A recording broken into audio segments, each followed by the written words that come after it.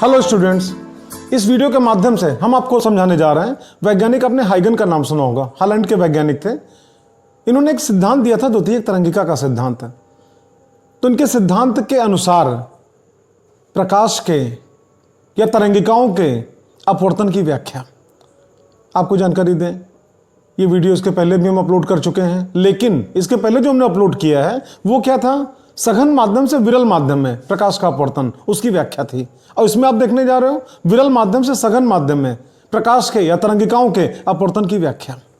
इनकी व्याख्या शुरू करने से पहले थोड़ा सा हम जानकारी आपको दें। आपने नाम सुना होगा वैज्ञानिक न्यूटन का।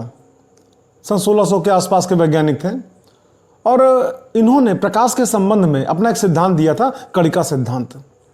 आपको जानकारी दें, न्यूटन को हम सर्वव्यापी वैज्ञानिक भी कह रहे हैं। सर्वव्यापी इसलिए कह रहे हैं क्योंकि फिजिक्स की जितनी भी ब्रांच है लगभग सभी ब्रांच में ही उपस्थित हैं। आप जानते हो मैकेनिक्स में भी है न्यूटन का नियम, गुरुत्वाकर्षण का नियम है ही है, या फिर इसके अलावा हीट में न्यूटन के शीतलन का नियम, लाइट में एक फार्मूला इनका है x1 x2 बराबर f1 f2। यहाँ पर भी न्यूटन सर्वव्यापी इसीलिए हमने कहा इनको। ठीक, अब किस प्रकार सर्वव्यापी थे इस पर हमारा कुछ बोलना उचित नहीं होगा।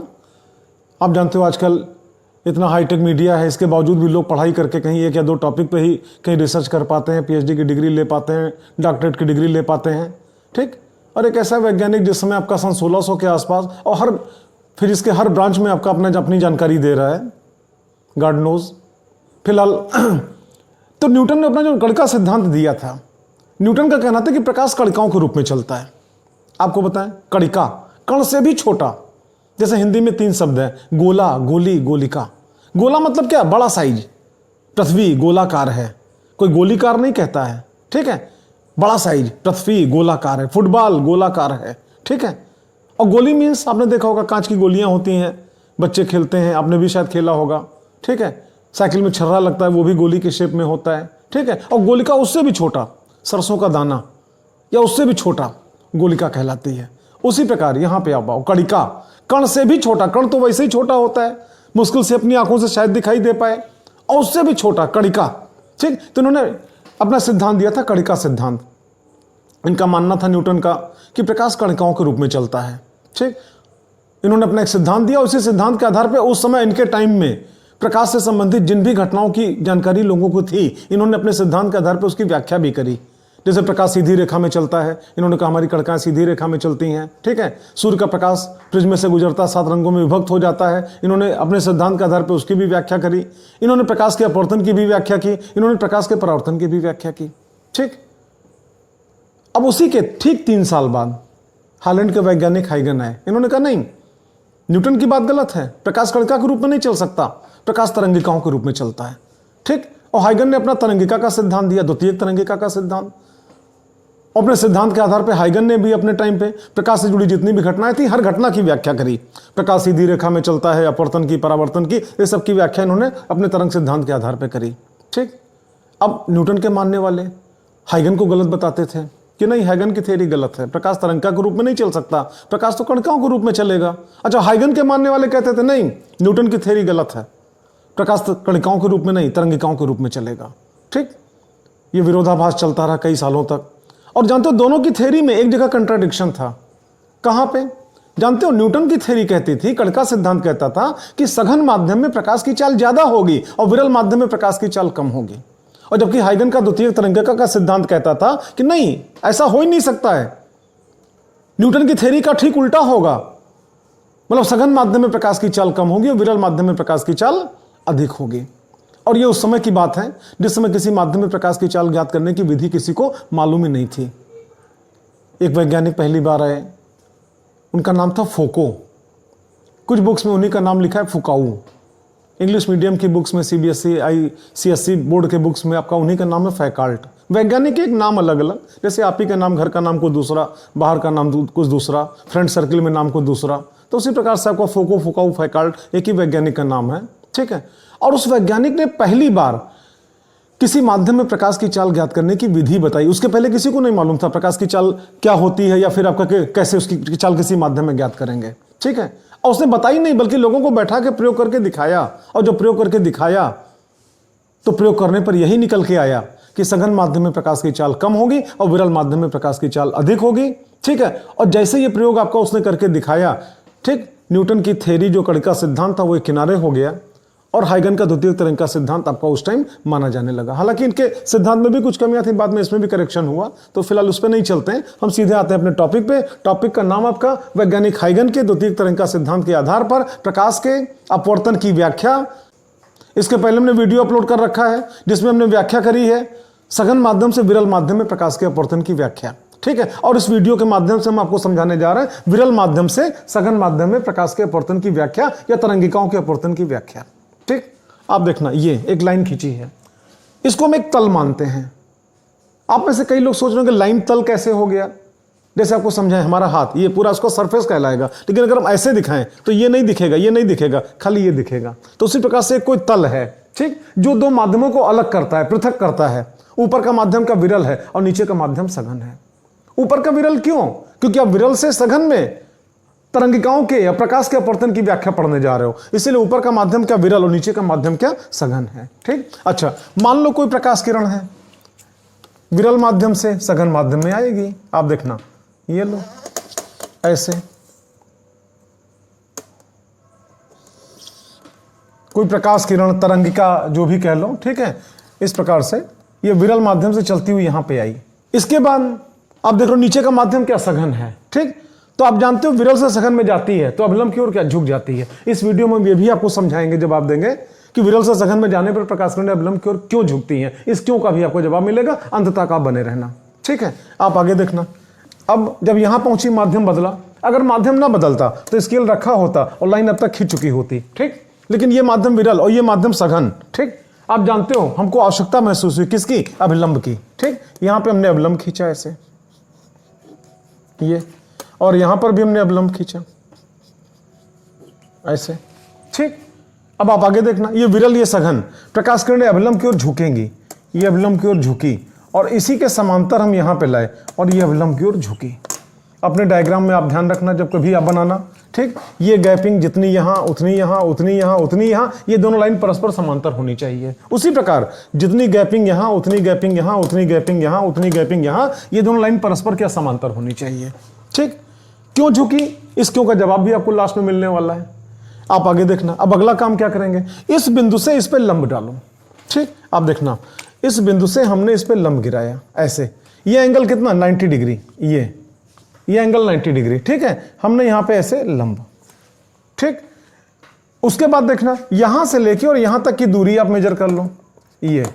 ठीक, और जितनी ये डिस्टेंस है उतनी डिस्टेंस पे अगला निशान, उतनी डिस्टेंस पे यहां से अगला निशान ऐसे। ठीक, और ये लो। ठीक, ये सब क्या बनना, तरंगाग्र है, वेव फ्रंट। देखो तरंगाग्र क्या होता है, इसके बहुत पहले हमने एक वीडियो अपलोड कर रखा है। हाइगन के द्वितीय तरंग का सिद्धांत के आधार पर इनकी 3 परिकल्पनाएं हैं, जिसमें पहली परिकल्पना में तरंगाग्र के बारे में ही समझाया गया है। इसको आप इंग्लिश में क्या कहते हो, वेव फ्रंट। देखो तरंगाग्र होता क्या, आपको समझाया। तरंगाग्र सदैव तरंग संचरण की दिशा के अवलंबित होता है। एक पृष्ठ होता है जिसकी हम कल्पना करते हैं, जिस पर स्थित माध्यम के सभी कण सदैव कंपन की समान कला में होते हैं। इसकी डेफिनेशन आप दे सकते हो, तरंग संचरण के दौरान तरंग संचरण की दिशा के अवलंबित माध्यम का वह पृष्ठ जिस पर स्थित माध्यम के सभी कण सदैव कंपन की समान कला में होते हैं, उसको हम क्या कहते हैं, तरंगाग्र। 3 प्रकार का होता है, गोलाकार तरंगाग्र, बेलनाकार तरंगाग्र या फिर समतलाकार तरंगाग्र। ठीक है, ये अपना एक अलग टॉपिक हो जाएगा। आप यहां पे देखना, ये हमने रेड कलर से दिखाया, ये सब क्या तरंगाग्र है या इंग्लिश में वेव फ्रंट है, जो कि तरंग संचरण की दिशा के अवलंबित है। आप देखना रेड कलर से हमने यहाँ पे क्या तरंगाग्र दिखाया और तरंग संचरण आपका इधर की तरफ हो रहा है। ये मान लो v1 हो गया, क्या तरंगाग्र की वेलोसिटी, या आप यूं कह सकते हो तरंग की वेलोसिटी, आप यूं कह सकते हो प्रकाश की वेलोसिटी कितनी v1। और आप जानते हो समान प्रकृति के 2 तरंगाग्रों के बीच की दूरी सदैव आप जानते हो तरंगदैर्घ्य लैम्डा के बराबर होती है। ठीक है, तो ये आपका λ1 हो गया ऐसे। ठीक, एक काम किया। अच्छा, इस तरंगाग्र का हमने कुछ नाम मान लिया, इसका नाम A और इसका नाम B, ये हो गया। अच्छा, आगे देखो अगला काम क्या करना है, इस बिंदु से इस पे लंब गिराओ। चलो गिराते हैं। आप देखना यहां पे ऐसे, ये एंगल देखो 90 डिग्री है, ये दिख रहा होगा। ठीक है, ऐसे ये लिया। उसके बाद क्या करेंगे, जितनी ये गैपिंग है आप नाप लो, ये। ठीक, उतनी गैपिंग पे नीचे निशान लगाओ आप देखना, ये निशान लगा यहाँ पे, फिर अगला निशान लगा यहाँ पे, उसी प्रकार उतनी ही गैपिंग पे यहाँ निशान लगा, और उतनी ही गैपिंग पे यहाँ निशान लगा, ये ठीक। इसको हमने इससे मिलाया, इसको हमने इससे मिलाया, ऐसे ठीक। ये सब आप क्या देख रहे हो? तरंगाग्र, और किधर चल रहा है? तरंग संचरण की दिशा के अब लंबवत है, ऐसे। ये यहां पे V2, ये V2 ठीक है। और आगे देखना, और यहां पे समान प्रकृति के दो तरंगाग्रों के बीच की दूरी तरंगदैर्घ्य लैम्डा के बराबर होती है, तो ये λ2 हो गया, ठीक। एक क्वेश्चन आप हमसे कर सकते हो कि यहां पे V1 यहां पे V2 क्यों माना? तो आप जानते हो अलग अलग माध्यम में तरंग की चाल अलग अलग होती है, ठीक। तो इसलिए इस माध्यम में हमने V1 माना और इस माध्यम में हमने क्या V2 माना। जब चाल अलग अलग होगी तो तरंगदैर्घ्य भी अलग अलग होगा। तो आप देख रहे हो यहाँ पे कितना λ1 और यहाँ पे कितना λ2, ठीक। विरल माध्यम में चाल ज्यादा होती है, इसलिए तरंगदैर्घ्य भी क्या होगा? ज्यादा होगा, और इसीलिए यहाँ पे गैपिंग क्या ज्यादा है। सघन माध्यम में चाल क्या कम होती है, और इसीलिए तरंगदैर्घ्य भी क्या होगा? कम होगा, और इसीलिए आपका देखो दो तरंगदैर्घ्य के बीच की दूरी, दो क्रमागत तरंगदैर्घ्य के बीच की दूरी यहाँ पे क्या कम है, ठीक। इतना आपने देखा। आप जानते हो ये आपतित तरंगाग्र है या आपतित प्रकाश है। तो आपतित प्रकाश या आपतित तरंगाग्र अभिलंब से जितना कोण बनाता है उसे आप क्या कहते हो? आपतन कोण, आई, ठीक। और ये अपवर्तित तरंगाग्र है, ये अभिलंब से जितना कोण बनाएगा इसे आप क्या कहोगे? आर। ये आई आर हो गया। ये पूरा एंगल कितना? 90 डिग्री, और ये कितना? आई। तो ये कितना हो जाएगा? 90 माइनस आई, और ये कितना? 90, तो ये कितना हो जाएगा? आई। ये एंगल हो गया आई, ठीक। आप यहां पे आओ, ये पूरा एंगल कितना? 90 डिग्री, और ये कितना? आर। तो ये कितना हो जाएगा? 90 माइनस आर। ये कितना? 90, और ये कितना? 90 माइनस आर, और ये कितना? 90। तो निश्चित रूप से ये कितना होगा? आर, ठीक। ये डायग्राम हुआ। अब हमारी बातों को ध्यान से सुनना। आप यहाँ पे तरंगाग्र ए बी आपको दिख रहा होगा, ठीक। और तरंगाग्र ए बी के दोनों सिरे दिख रहे होंगे। एक सिरे का नाम क्या? ए है, और दूसरे सिरे का नाम क्या? बी है, ठीक। तरंगाग्र ए बी का सिरा कैपिटल ए तो अपवर्तक पृष्ठ पर पहुंच चुका है, आप देखो, जबकि सिरा बी अभी अपवर्तक पृष्ठ पर नहीं पहुंच सका है। बोलो सहमत हो कि नहीं, ठीक। तो जब पहुंच गया उसको अपवर्तित कराओ, वो अपवर्तित होकर ए से चल के और इधर डी की तरफ आगे बढ़ेगा। मान लो इस बिंदु का नाम डी मान लो, ठीक है। अच्छा, उसी प्रकार से सिरा कैपिटल बी अभी अपवर्तक पृष्ठ पर नहीं पहुंच सका है, तो जब पहुंचेगा तब तो अपवर्तित होगा। तो सिरा कैपिटल बी क्या करेगा? अभी उसी दिशा में आगे बढ़ेगा, और किधर की तरफ आगे बढ़ेगा? बिंदु सी की ओर आगे बढ़ेगा। अपनी बात फिर से हम दोहराएं। डायग्राम में आप देख रहे हो तरंगाग्र ए बी का सिरा कैपिटल ए तो अपवर्तक पृष्ठ पर पहुंच चुका है, अतः अपवर्तित होकर V2 वेग से गति करता हुआ बिंदु ए से डी की ओर बढ़ रहा होगा, जबकि सिरा कैपिटल बी अब भी उसी विरल माध्यम में उसी स्मॉल v1 वेग से गति करता हुआ बिंदु सी की ओर बढ़ रहा होगा। बोलो सहमत हो कि नहीं। और जितने समय में, माना कि स्मॉल टी मान लो, जितने समय में सिरा कैपिटल बी विरल माध्यम में v1 वेग से गति करता हुआ बिंदु सी पर पहुंचेगा, ठीक उतने ही समय में सिरा कैपिटल ए अपवर्तित होकर सघन माध्यम में v2 वेग से गति करता हुआ और बिंदु कैपिटल डी पर पहुंचेगा, और सी डी, ठीक, तरंगाग्र ए बी की नई स्थिति व दिशा को व्यक्त करेगा। हमारी इस लाइव वीडियो को रिवर्स करके एक बार इस लाइन को जरूर आप सुनना, ठीक। हम आगे चलते हैं। आप देखो बी से सी तक कौन सा माध्यम है? विरल माध्यम। इसमें वेग कितना है? v1, और बी से सी तक कितने समय पहुंचा? टी समय में पहुंचा, ठीक है। तो अगर मान लो इस ट्रायंगल में बीसी की वैल्यू हम निकालें, आप देखना ट्रायंगल ए बी सी, ठीक है। तो अगर बीसी की वैल्यू निकालें, विस्थापन कितना? बीसी, ठीक। तो आप जानते हो वेग बराबर क्या? विस्थापन बटे समय अंतराल। तो विस्थापन बराबर क्या हो जाएगा? वेग गुणे समय अंतराल, ठीक है। तो आप बताओ यहाँ पे वेग कितना? v1 है, तो यहाँ पे v1 हो गया, और समय कितना? t, ठीक। उसी प्रकार से आप यहां पे आओ, ट्रायंगल एडीसी आप यहां देखना, ठीक। यहां पे ए से डी की तरफ चलेगा, सघन माध्यम में चलेगा, v2 वेग से चलेगा, और कितना समय लेगा? वही स्मॉल टी समय लेगा जितना समय ये बी वाला सी तक पहुंचने में ले रहा है। तो ऐसी दशा में वेग बराबर विस्थापन बटे समांतराल। तो विस्थापन बराबर क्या? वेग गुणे समांतराल। विस्थापन कितना? एडी। तो यहां पे कितना हो गया? एडी। और वेग कितना? v2, और समय कितना? t, ठीक। तो आप यहां पे देख रहे हो BC बराबर कितना निकला? v1 इंटू टी, और AD बराबर कितना निकला? v2 into T. अब हम आगे चलें। ट्रायंगल ABC को ध्यान से देखना, ठीक। कोण के सामने की भुजा लंब होती है, यानी इस ट्रायंगल में लंब कौन है? BC, ठीक। और कर्ण कौन है? AC। उसी प्रकार नीचे आओ, कोण के सामने की भुजा लंब होती है। यहां पे कोण कौन है? Small r. इसके सामने की भुजा कौन है? एडी। तो इस ट्रायंगल में यानी कि ट्रायंगल एडीसी, इसमें लंब का काम कौन करेगा? एडी। ठीक, और कर्ण का काम कौन करेगा? एसी। ठीक, हम इसलिए बोल रहे हैं कि इसमें हमको साइन आई की वैल्यू चाहिए और इसमें हमको साइन आर की वैल्यू चाहिए। साइन आई बराबर क्या होता है? लंब बटे कर्ण, मतलब बीसी बटे एसी। और यहां पे क्या हो जाएगा? साइन आर बराबर क्या? लंब बटे कर्ण। तो साइन आर बराबर क्या हो जाएगा? एडी बटे एसी। आप इधर देखना, ट्रायंगल एबीसी में, ट्रायंगल एडीसी में, तो साइन आई बराबर क्या? लंब बटे कर्ण। साइन आर बराबर क्या? लंब बटे कर्ण। ठीक, अब आप बताओ, ट्रायंगल एबीसी में लंब, तो एबीसी में लंब का नाम क्या है आपका? ठीक, बीसी। तो यहां पे क्या हो गया? बीसी। और कर्ण का नाम क्या है? एसी। तो यहां पे एसी हो गया। उसी प्रकार यहां पे और साइन आर, मतलब इसमें नीचे वाले ट्रायंगल में। ठीक, तो आप जानते हो लंब का नाम क्या है? एडी, और कर्ण का नाम क्या है? एसी। ये हो गया। ठीक, अब आप आगे देखना, हम sine i upon sine r की वैल्यू निकालेंगे। यहां पे sine i upon sine r that is equal to BC upon AC, और यहां पे एडी अपान एसी। ये हुआ। अब इसके बाद आप देखना, एसी से एसी कैंसिल हो गया, ये लो। ठीक, तो इस प्रकार से आपका निकल के आया बीसी अपान एडी। ठीक, आप आगे चलो बेटा। ठीक, और बीसी की वैल्यू अभी आपने मेहनत करके निकाला है उधर। बीसी बराबर कितना? V1 into T. तो V1 इंटू टी, और ये कितना? V2 into T. ये हो गया। उसके बाद फिर आप आगे देखना, टी से टी भी कैंसिल हो जाएगा, क्योंकि जितना वक्त बी को सी तक पहुंचने में लगता है उतना ही वक्त ए को डी तक पहुंचने में लगता है। ठीक, तो ऐसी कंडीशन में आप देखना, sine i upon sine r that is equal to V1 upon V2। देखो, आप सभी लोग जानते हो बेटा, अलग अलग माध्यम में प्रकाश की चाल अलग अलग किंतु नियत होती है। आप भी में से कुछ लोग सोच रहे होंगे ये क्या बोल रहे हैं, अलग अलग होती है किंतु नियत होती है। आपको समझाएं, इस समय हमारे चैनल पे लगभग 35,000 के आसपास सब्सक्राइबर हैं, कुछ कम ज़्यादा हो सकते हैं।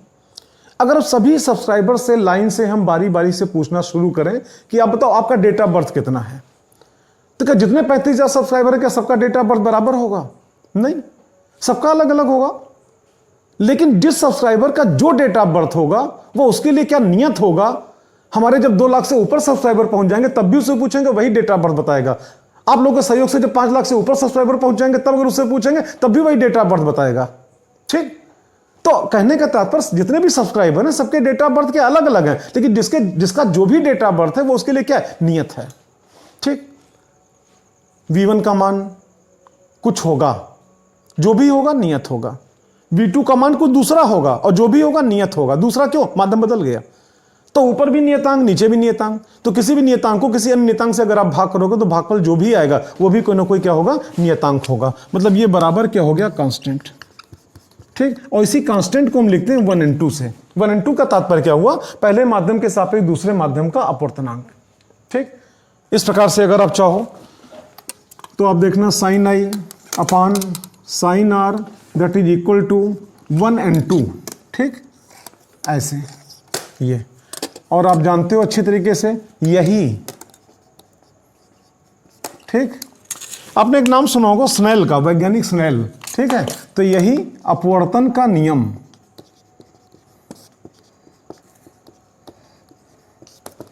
ठीक है, या स्नेल का नियम।